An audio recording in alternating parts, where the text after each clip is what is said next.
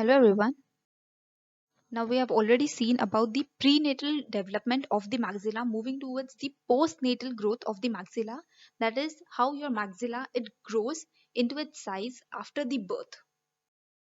So now postnatal growth of maxilla. So at birth the transverse and the anterior posterior dimension they are more than the vertical dimensions.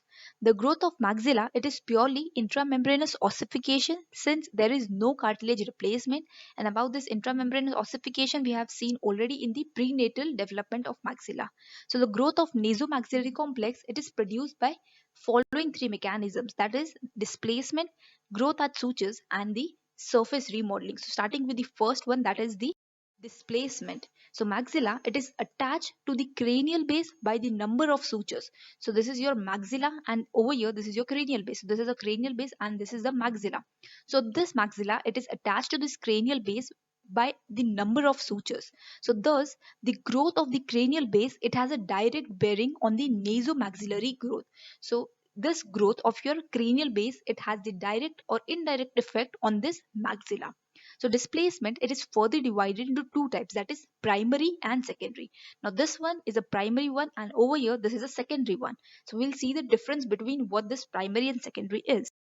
So now what is primary displacement and secondary displacement? So primary type of displacement it is seen when the maxilla it grows on its own and it will be in the forward direction.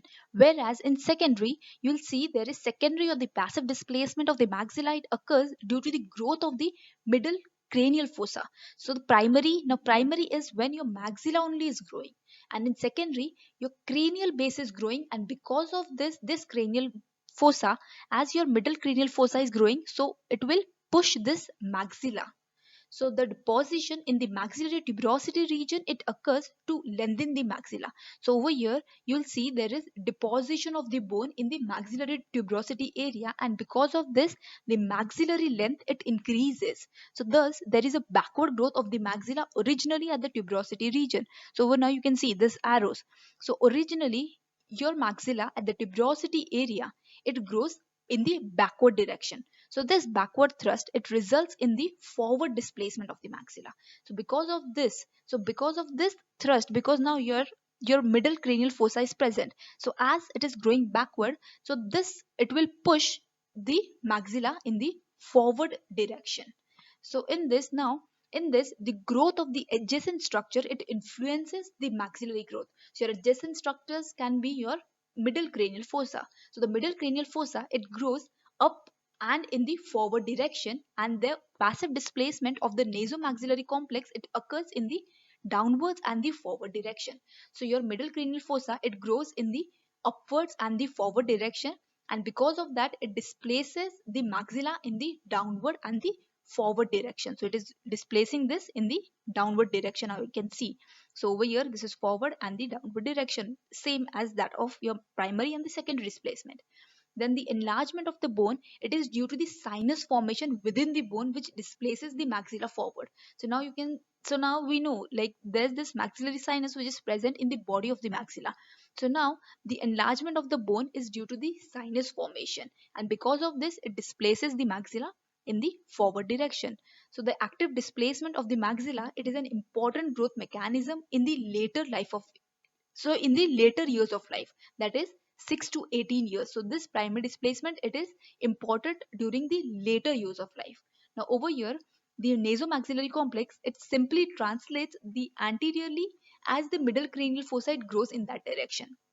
So now as your middle cranial fossa is growing anteriorly, because of that only your nasomaxillary complex it simply translates, that is it's moving with the middle cranial fossa in anterior direction only.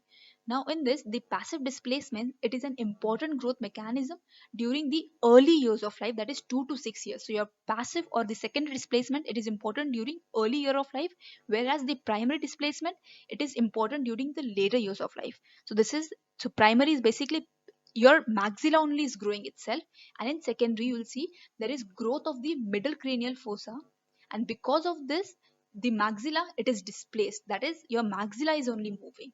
So this is the displacement type of growth of the maxilla. The next is growth at the suture. So the maxilla, it is connected to the cranium and the cranial base by a number of sutures. So there are basically 5 sutures which you have to remember. So first one is a fronto-nasal suture. So that is between the frontal bone and the nasal bone. Over here, this is a fronto-nasal suture. The next one is a fronto-maxillary suture. So the next one is a front between the frontal bone and the maxillary bone. Then the next one is the zygomatico-maxillary, that is between the zygomatic and the maxillary bone. So this is the zygomatico maxillary suture. The next one is a pterygo palatine suture. And the next one, that is the fifth suture, it is the zygomatico temporal suture. So between the zygomatic bone and the temporal bone. So these are the 5 sutures. So these sutures, they help in the growth of the maxilla. So Venom and Suture, he pointed these sutures, they are all oblique and more or less parallel to each other. So you'll see these sutures, they are moreover parallel to each other and they are directed in the downward direction. So now growth as its suture, it allows the downward and the forward repositioning of the maxilla. So now when there is a growth at this suture, so because of this, there is this forward and downward growth of the maxilla. Now, another important phenomena is that the growth of the surrounding soft tissue capsule, it carries the maxilla in the downward and the forward direction. So basically your maxilla, it is growing or it is moving in the downward and the forward direction. So another phenomena is that the growth of the surrounding soft tissue. So as your soft tissue, surrounding soft tissue to your maxillary bone, it is growing. So because of that only, the maxilla, it also moves in the downward and the forward direction. So this leads to the opening of the space at the sutural attachment. Now your sutures, so now when the soft tissues, they are growing, so because of this, the space, it gets opened at this sutural attachment, and a tension related bone formation, it occurs at this suture.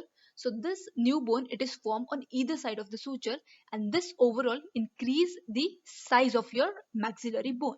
So this is the next like mechanism of the growth of the maxilla, that is growth at the suture.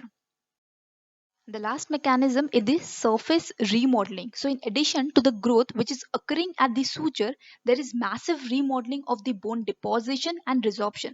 So bone remodeling, as we have already seen in one of the video in the how your bone it grows. So there is remodeling. Remodeling is basically there is deposition and resorption of the bone.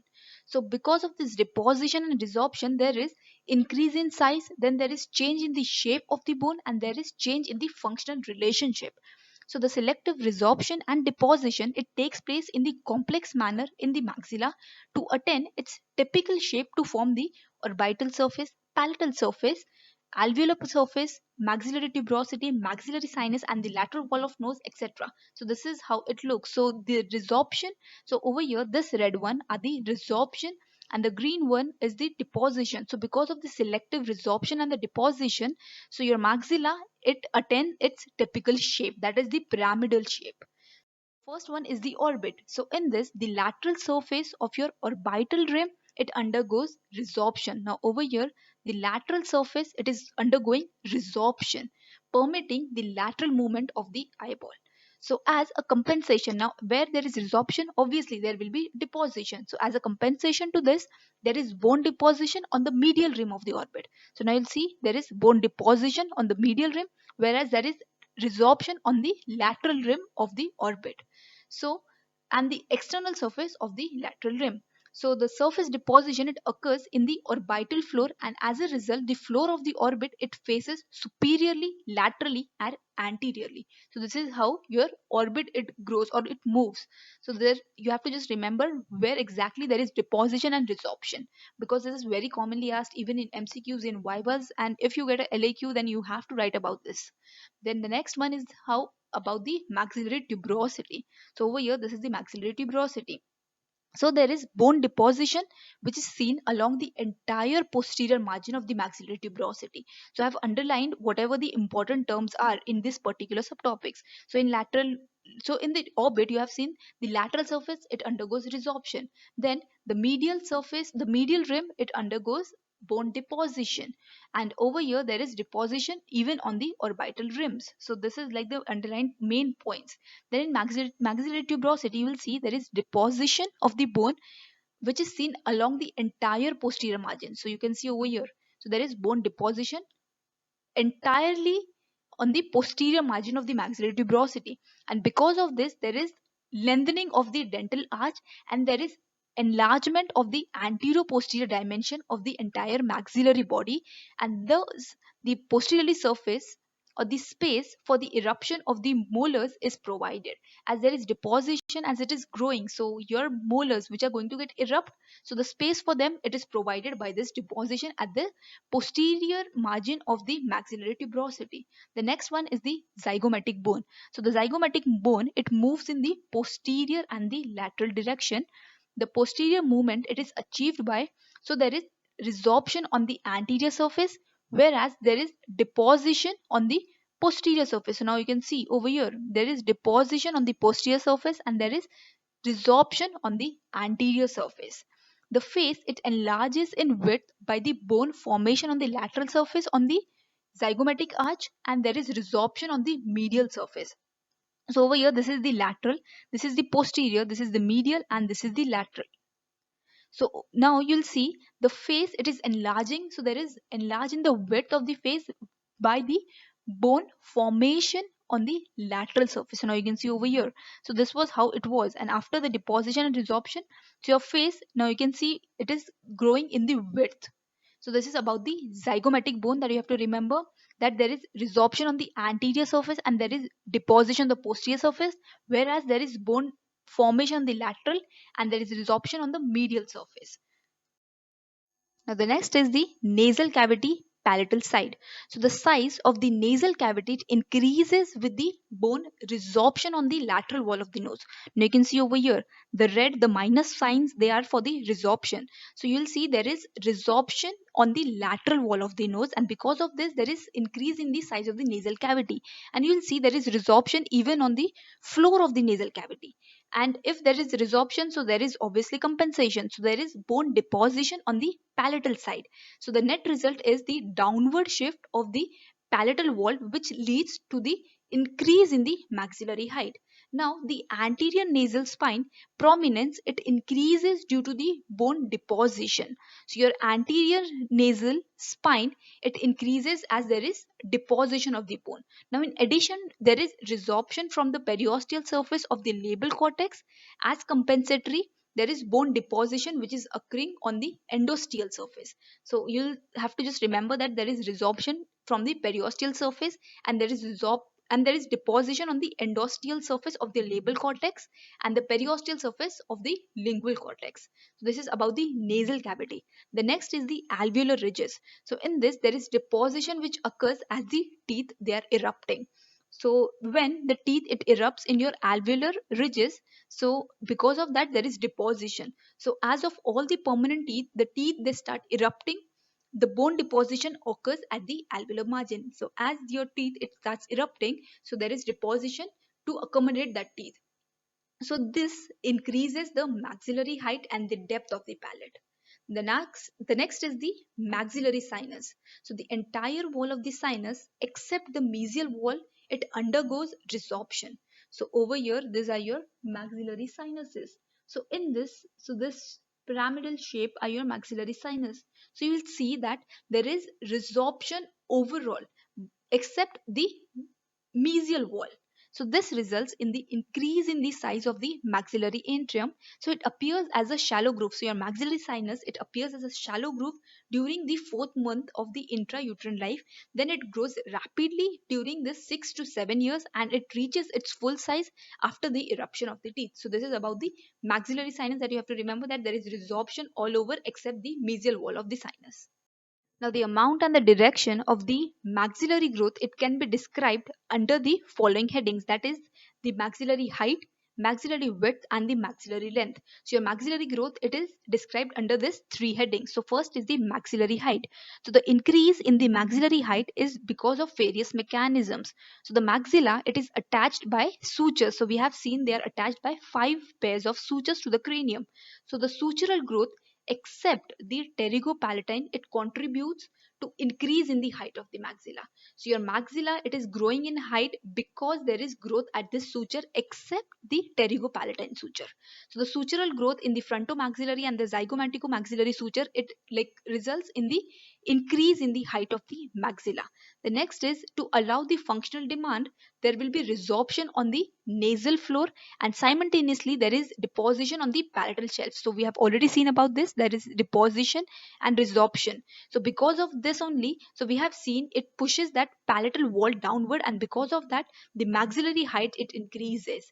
The next is there is deposition in the alveolar process to accommodate the eruption of the teeth, and this it aids or it adds the height to the maxilla.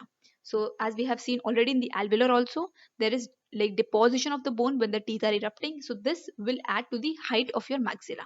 The next is the nasal cartilage. It is a primary cartilage, so which has a innate growth potential. So this growth of the nasal cartilage over here, so the growth of the nasal cartilage, it pushes your maxilla downwards. So as your nasal cartilage is growing, so because of that your maxilla, it is pushed downwards. Then the maximum growth of the vertical growth, it takes place in the maxilla between the age of 5 and 15 years. So the maximum amount of the vertical growth is between 5 to 15 years. So the growth of the alveolar process in the downward direction, eruptive mechanism of teeth, it contributes mainly for it. So this like the growth in the height, so the main mechanism is when the teeth are erupting. So this height, it is mainly like attained by the eruption of the teeth. The next is the maxillary width. So the growth in the median suture, the suture which is joining the two maxillary bone in middle, it plays a very important role in the growth of the maxillary width. So the growth in the suture, median suture, it like is important to like have that increase in the growth of the maxillary width. So the growth, it increase at the median suture will be maximum at the time of puberty. Secondarily, the surface deposition on the zygomatic process will contribute to the increased maxillary width. So when there is deposition, now we have already seen about the zygomatic also. So there is deposition on the zygomatic process, so this will lead to the increase in the maxillary width. So what increases what, you have to remember that well. So your zygomatic, it increases the width, whereas the other things, they're increasing the height of the maxilla. Now the last is the maxillary length, that is the depth. So the depth, it is increased by the deposition in the maxillary tuberosity. So you have to remember that the depth is increased by the maxillary tuberosity when there is deposition of the bone in the maxillary tuberosity, and also it is accelerated by the sutural growth in the pterygopalatine suture. Now we have seen like the maxillary height is because of the sutures except the pterygopalatine. So this pterygopalatine, it increases the maxillary length or the depth. So this is all about the like how your maxilla it grows.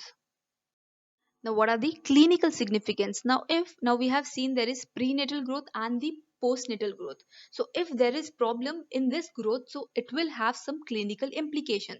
So first one is the maxilla, it is formed from the first branchial arch. So we have seen already this in the prenatal, that is growing from the mandibular arch. So any etiological factor which interfere with the formation of this structure, it will give rise to underdeveloped maxilla. Now we have seen that your maxilla, it is growing from the first branchial arch. So if there are any factors which will interfere with the formation of this, then because of that only there will be underdeveloped maxilla. The next one is the maxilla, it forms the middle one third of the face. So maxilla, as we know, it is forming the middle one third. So underdevelopment of the maxilla, it leads to the mid face deficiency, particularly if the nasal septum is involved. So now the maxilla, it forms the middle third. So your maxilla, if it is underdeveloped, so because of that there is mid face deficiency. Then the maxilla, it is a major site of the cleft formation, particularly the cleft lip and the palate. Now in the prenatal we have seen there is fusion of your palatal shaft. So if your palatal shelf, they are not getting fused, so that will lead to the formation of your cleft palate. So your maxilla, it is the major site for the formation of the cleft. The next one is the maxilla. It is surrounded by the envelope of the facial muscle. So your maxilla, it is surrounded by the facial muscle. So the restricted growth of this muscular envelope will retard the growth of maxilla. So if your facial muscles, so in that if there is restricted growth of them, so because of that your growth of maxilla will also get retarded. Then the vertical lengthening of the maxilla is equal in the anterior and the posterior region. So if the anterior vertical height is more, so it will result in anterior deep bite and a gummy smile. Whereas if the anterior height it is reduced, so because of that you will see there is open bite. So these are like the clinical significances. The next one is the normal function and the development of the dentition is must for the proper development of the alveolar bone. Now we have seen when the teeth are erupting, so because of that only the bone is deposited on the alveolar surface. So the normal function and the development of the dentition is must for the proper development of your alveolar bone. So anything that interferes with the development of the teeth, it may affect the alveolar bone and the vertical height of the maxilla. So we have already seen about this. So if anything is affecting the dentition, so that means it is going to affect the height of the maxilla and the growth of the alveolar bone.